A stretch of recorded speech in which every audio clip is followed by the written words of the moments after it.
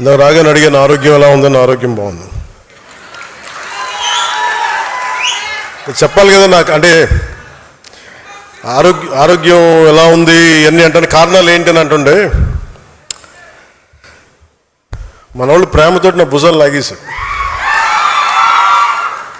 So నాకు last 2-3 ఇయర్స్లో ఏమైందంటే, ఎలక్షన్ ముందు నుంచి కూడా 1 ఇయర్ ముందు నుంచి కూడా తిరగటం వల్ల, ఒకటి కరోనా టైంలో నాకు ఈ కరోనా రావడం, ఒకటి ఈ లంగ్ ఇన్ఫెక్షన్ పోలేదు, అలా ఉండిపోయింది, అదొకటి.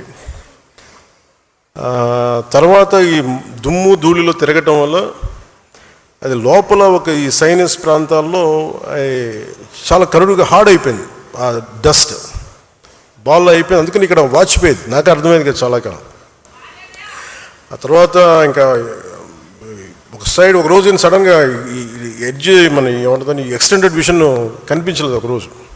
సో అందుకని అన్ని ప్రోగ్రామ్స్ మన అంజుబాబు గారి భీమవరంలో ప్రోగ్రామ్ ఉన్నా కానీ క్యాన్సిల్ చేసి హైదరాబాద్ తిరిగి రావడానికి దాదాపు 1 నెల పట్టింది రావడానికి. అలాగే మిగతా వచ్చాం కదా అని చెప్పి ఏంటంటే ఇబ్బందులు ఉన్నాయి అన్నీ చేయించుకుంటే ఈ 2 భుజాల మధ్య కూడా టేర్ వచ్చేసింది. వాళ్ళు అడిగారు ఎట్లా క్యాల్సిఫికేషన్ కూడా వచ్చేసింది 2 భుజాలు, మన భుజాల్లో ఎట్లా వచ్చింది అని అడిగితే, ఏం లేదు నన్ను మా వాళ్ళు ప్రేమతో లాగేశారు అన్న అని చెప్పి, ఒకళ్ళు ఇట్లా లాగుతారు అట్లా లాగుతారు. అంటే అంతకుమించి నాకు వేరే కారణాలు కనిపించలే. ఎందుకంటే ఒకసారి మధ్యలోకి వెళ్తున్నప్పుడు షేక్ హ్యాండ్ ఇస్తే వదలరు కదా, ఆ లాగటంలో ఎంత బలంగా గుంచుతారంటే కండ తెగిపోయేంత. కాదు మీరు ప్రేమగా కండ తెగొట్టిన పర్లేదు, ప్రేమతో తీసుకుంటాను, ఎందుకంటే హీలింగ్ కూడా మీరే చేస్తారు కాబట్టి. సో ఫర్దర్గా అన్నీ బాగానే ఉన్నాయి. కానీ అలాగే చాలా సందర్భాల్లో కొంచెం వేరంటేరు ఉంటుంది కదా, ఇన్ని జీవితంతో బతికిన తర్వాత ఆ స్పైనల్ ఇష్యూస్ ఉన్నాయి, కంప్రెషన్స్ ఉన్నాయి, ఒక 10 to 11 కంప్రెషన్స్ ఉన్నాయి, డిస్కంప్రెషన్స్.